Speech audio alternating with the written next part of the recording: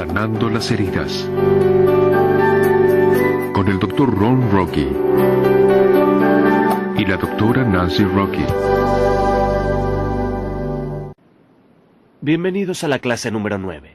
En nuestro último video han visto cómo reaccionan de manera diferente a los estímulos. ¿Pero están viendo y experimentando los pensamientos y sentimientos que surgen a medida que les llegan cosas diferentes desde el exterior? Recuerden que las otras personas no pueden cambiar las conductas de lo que dicen, o cómo se sienten, o cómo reaccionan a las circunstancias en sus vidas. Solo ustedes pueden cambiarlas. Al comenzar el proceso hoy, avanzaremos otro paso.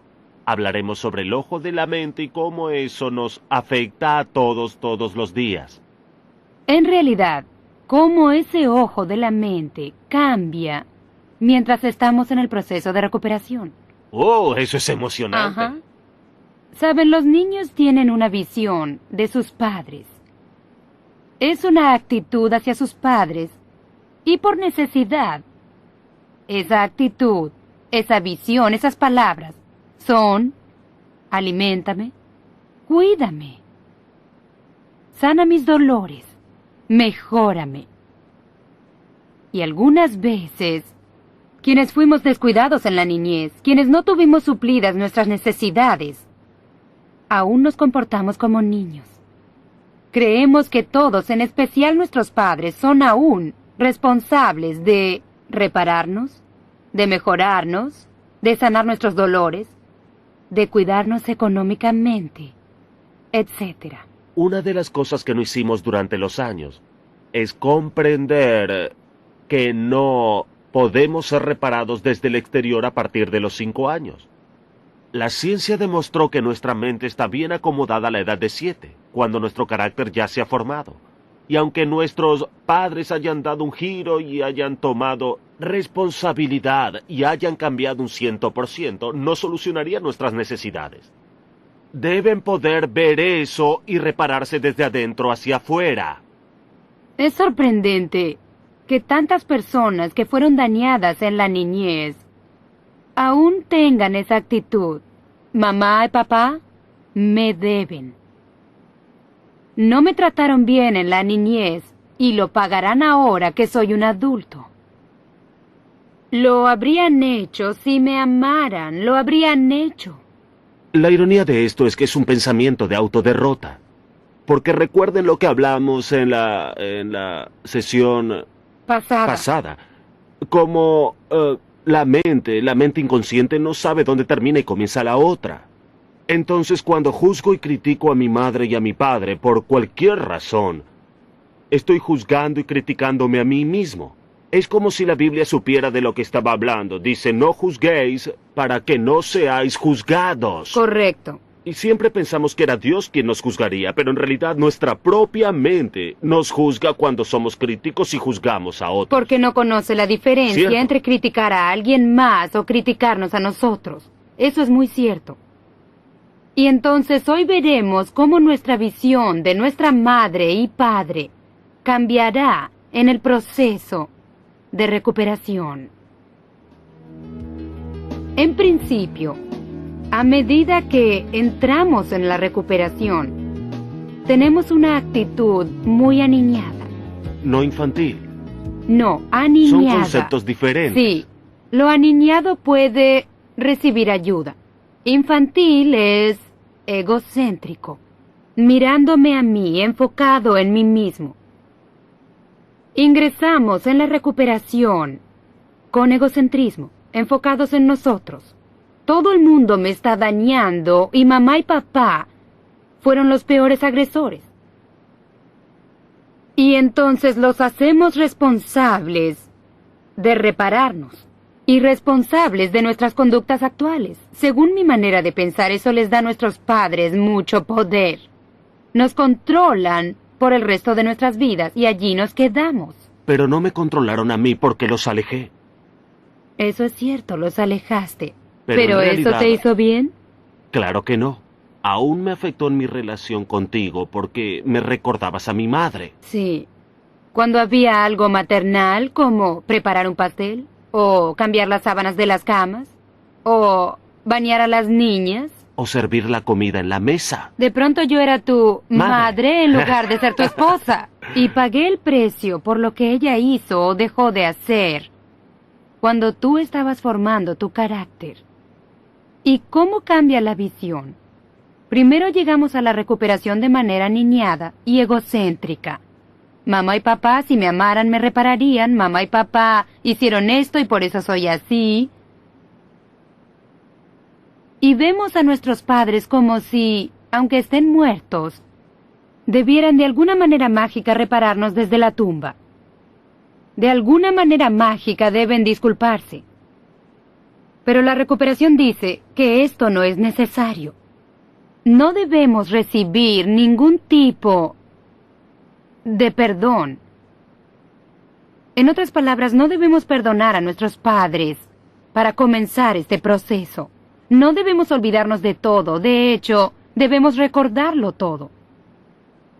¿Y cómo cambiará esto mi visión? Bien, estoy dispuesto a ver en mi interior y comenzar a entender cómo pienso y cómo siento y por qué. Y lentamente, con cuidado, dejaré de ver a mis padres con los ojos de un niño que dice, repárame, hazlo tú, para ver a mis padres con ojos de adulto. Ahora el adulto dice, bien, sabes, ganas algunas, pierdes otras. Algunos tuvimos padres fantásticos y otros tuvimos mala suerte. Saben, los míos no eran muy buenos, o bien, mi vida debe continuar y supongo que debo pagar el precio por lo que ellos no pudieron darme. Pero eso es solo una parte del proceso de recuperación, porque al final llegamos a un lugar en el que vemos a nuestros padres con los ojos de Dios. Y Dios nos ve, sus hijos, y dice, ¿sabes qué? Tu conducta puede ser mala, pero sí que te amo. De pronto, nuestra visión de nuestros padres cambia. Porque no solo podemos comprender el daño que nos hicieron, sino que sabemos que nuestros padres también fueron dañados. No tenían lo que necesitábamos, y no puedes dar lo que tú no tienes. Yo necesitaba aceptación incondicional, también tú. Pero mi padre no había recibido eso de niño.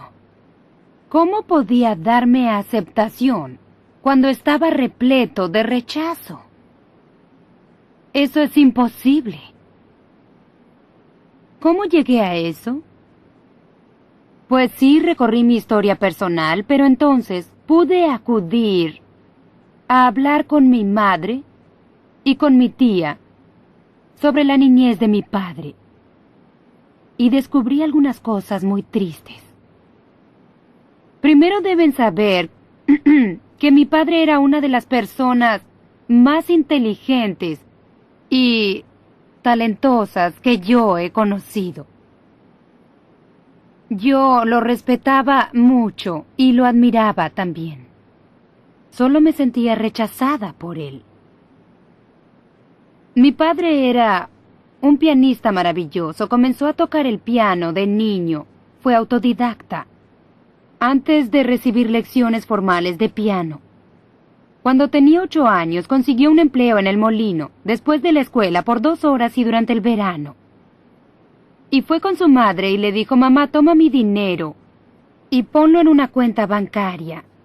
Entonces, cuando crezca, podré ir a la escuela de música Juilliard.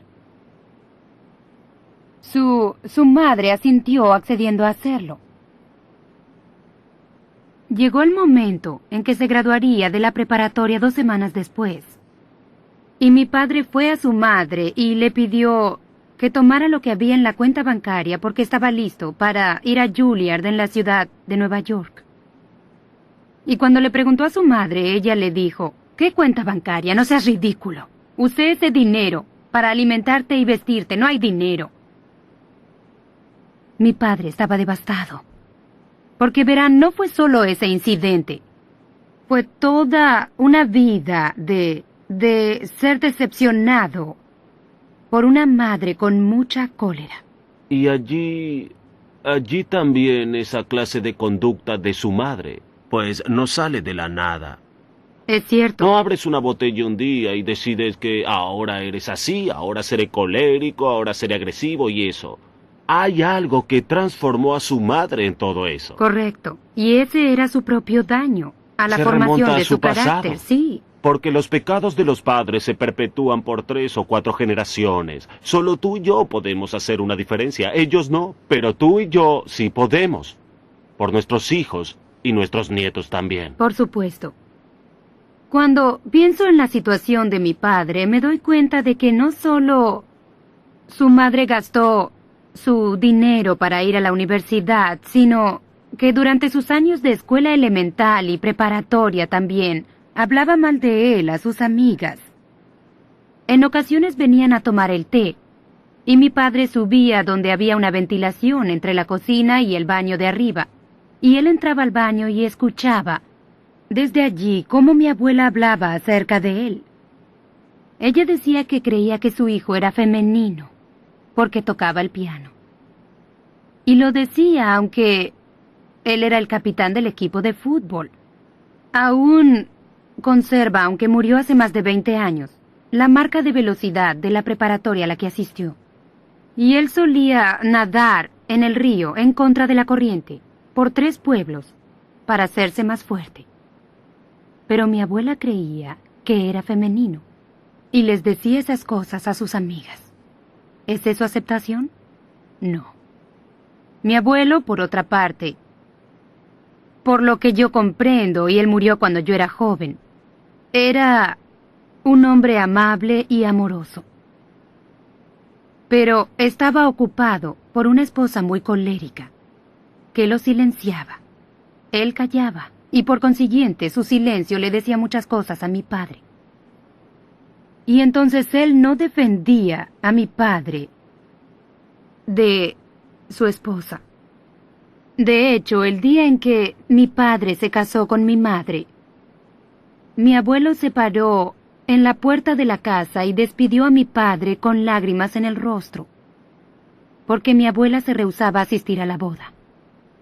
Mi padre vivió en el rechazo toda su vida. No conocía el significado ni tenía la experiencia de la aceptación. ¿Cómo podía darme a mí lo que él no tenía? ¿Y eso ha cambiado la visión que tengo de mi padre? Sí. ¿Eso cambió la visión que tengo de mi abuela? Sí. No sé mucho sobre esa historia, pero sí sé, como dijiste hace algunos minutos, que esas conductas no salen de la nada. Vienen de algún lugar. Sabes, tú tuviste una reacción similar a la mía en tu proceso de recuperación. Se relaciona con la visión que tienes de tu madre. Oh, por supuesto. Recuerdo con claridad que detestaba a mi madre, con tanta fuerza que ni siquiera usaba el baño en la misma casa que ella. Eso era obsesivo. Yo tenía problemas fenomenales con ella. Y a través del proceso de recuperación fue exactamente el año pasado, cuando conducía por Phoenix, por el centro de Phoenix, y había una cinta en el reproductor, y hablaba de la Segunda Venida y una canción fenomenal por Steve Brock y sobre la Segunda Venida, y decía que los muertos en Cristo resucitarán primero. Solo podía ver a mi madre y a mi padre saliendo de sus tumbas, y yo corría hacia ellos como un niño, y cuanto más me acercaba, más envejecía, y al llegar a ellos tenía mis brazos extendidos, y miraba a mi madre y a mi padre, y les daba un fuerte abrazo, y les decía, oh, cómo han cambiado las cosas. Déjenme decirles cómo se compuso mi vida. Y ahora en mi interior estoy en completa paz con mi madre. Ese era mi mayor problema con ella. ¿Y sabes qué? También yo tengo completa paz interior, ahora que has solucionado tus problemas con tu madre. Sí, lo interesante es la cereza sobre el pastel de toda esta sanción. Fue cuando comencé a ver que trataba a mis hijas de manera muy diferente. Y cuando solucioné lo de mi madre y comencé a ver el proceso de totalidad, comencé a ver que mi segunda hija se veía como mi madre, y caminaba como ella, hablaba como ella, y deseaba ser pastelera como ella. No me agradaba en nada y ni siquiera lo sabía. Pero cuando comencé el proceso de sanación y resolví los problemas con mi madre, de pronto los problemas con mi hija se disiparon. Y hoy somos muy buenos amigos con mis dos hermosas hijas. Un Y cambio entonces, asombroso. oh, sí, sin decir cuánto ha afectado nuestro matrimonio. Exacto, exacto. Y creo que debe haber tenido un impacto positivo en ti, porque ya no espero que tú hagas todas las cosas que hubiera deseado que mi padre hiciera por mí. Algunas de estas cosas debo hacerlas yo misma. No necesitaba otro padre, necesitaba un esposo. Pero sería bueno si pudiéramos hallar juntos la receta de los pasteles que solía preparar mi madre, ¿sabes? Sí, nos hemos acercado algunas veces, pero creo que no tenemos suficiente tiempo en casa para practicar la preparación. Sí, es cierto. Pero tu madre hace unos pasteles deliciosos. Sí. Sabes, una de las preguntas que suelen hacernos respecto de una familia disfuncional, y aquí debemos agregar qué significa disfuncional, tiene dos significados. Primero significa funcionando en dolor. Y segundo significa que no funciona según el diseño original. Entonces, la pregunta es, ¿vengo de una familia disfuncional que no funcionaba como debía o que funcionaba en dolor? Y parecía como si quisieran atraerme a ellos.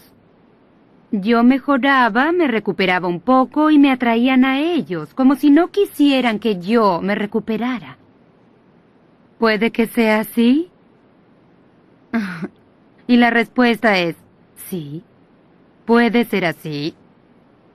Vemos familias que funcionan en dolor, que hacen todo lo posible por retener a sus hijos en el sistema disfuncional de la familia. No conscientemente. No conscientemente. Esta es la manera normal de hacerlo en mi familia. La cólera era la manera de funcionar. Sí. Gritas, aúllas, golpeas la mesa, lanzas cosas. Eso era normal para mí. Y luego conocí a tu familia y se abrazaban todo el tiempo. Me enloquecía. Ustedes eran extraños. Porque para ti eso era algo anormal. No Absolutamente. estabas acostumbrado a eso. Pero ahora me agrada. Lo sé. Y es bueno para mí también. Sí, Porque me agrada. sí, ¿Qué puedo decir? sí. Entonces las familias intentan retener a sus hijos y replican la misma disfunción generación tras generación. Sí lo hacen. Sí. Pero no es adrede. Aunque sí se sienta como si los mantuvieran donde ellos quieren, disfuncionales. ¿Saben el mejor obsequio que pueden darle a sus padres, a sus hermanos, a otros miembros de la familia? Es su recuperación personal. ¿Por qué? ¿Saben? La ciencia médica dice que hay un aura que nos rodea. Otro escritor inspirado lo llamó una atmósfera. Y esa atmósfera contiene nuestro carácter, que es, como deben saber, nuestros pensamientos y sentimientos. De hecho, hay una atmósfera que nos rodea que contiene nuestros pensamientos y sentimientos. Entonces, esa atmósfera afecta a todos con quienes entramos en contacto. Podemos, como dijo el escritor, envenenarlos a ellos o bien bendecirlos con nuestra actitud. Pues todos nosotros hemos sentido en algún momento, nos acercamos a alguien y algo no se sentía bien allí, no me agradaba esta persona. Es solo, cuanto más te acercas, más te sientes amenazado. Nos alejamos y lo dejamos solo. Pues incluso los perros lo Sí, hacen. claro. Hay personas a quienes no se acercan y lo mismo los bebés. Y suponemos que puede ser por esta atmósfera, este aura. Y como nuestros pensamientos y sentimientos están en esta atmósfera, si nuestros sentimientos mejoran por la recuperación, Si cambian, entonces llegarán a las personas con las cuales entramos en contacto y las bendeciremos, en lugar de lo anterior, que era herirlos o envenenarlos. ¿Qué obsequio tan magnífico pueden darle a su familia cuando escogen la recuperación? Están dándoles el principio de su propia recuperación. ¡Wow! Eso es muy poderoso. En realidad les están dando esperanzas. Dios mío, tal vez pueda cambiar. Sabes, recuerdo, hacia el final de la vida de tu madre. Ella se convirtió al cristianismo. Tú tuviste el privilegio de bautizarla. Y construyó un vínculo muy fuerte contigo. Tú fuiste sus sueños realizados, creo yo. Porque de sus 3 hijos varones, tú pudiste acudir al poder de Dios para cambiar tu vida y entregársela a Él. Y recuerdo hacia el final de su vida, cómo te miraba con tanto amor y adoración. También recuerdo que, supongo que 3 o 4 años antes de que muriera, tuvo una conversación con nosotros sobre lo que sucedería si ella tenía un ataque. Dijo que si tenía un ataque no regresaría, porque no quiero ser una carga, no quiero ser un vegetal. Si tengo un ataque, yo moriré. Y recuerdo que estábamos en Florida y nos llamaron a Milwaukee porque tu madre había tenido un ataque. Subimos al auto enseguida y conducimos hacia allí. Y lo discutimos en el camino. Sabes que no regresará. Esta será su decisión. Y me pregunto si lo sabía. ¿Tendrá conocimiento cuando lleguemos allí? Casi no lo tenía. Pero recibí el mensaje de sus ojos. Oh, sí. Este es el final, ¿lo comprendes? Sí. Y de alguna manera la confortaba el hecho de que estuvieras allí. El elegido, el pastor. Te habías convertido en el elegido. Y yo era la oveja negra. Sí, eras el rechazado y te convertiste en el elegido. ¡Wow! ¡Qué diferencia! Me recuerda a la Biblia cuando dice: mi siervo eres tú. Te escogí a ti y no te deseché. Y yo recibí el mismo mensaje de tu madre hacia ti en sus últimos momentos de vida. Que eras el elegido. La recuperación es posible. La recuperación es una forma de vida. La recuperación, en realidad, es experimentar el reino de Dios ahora.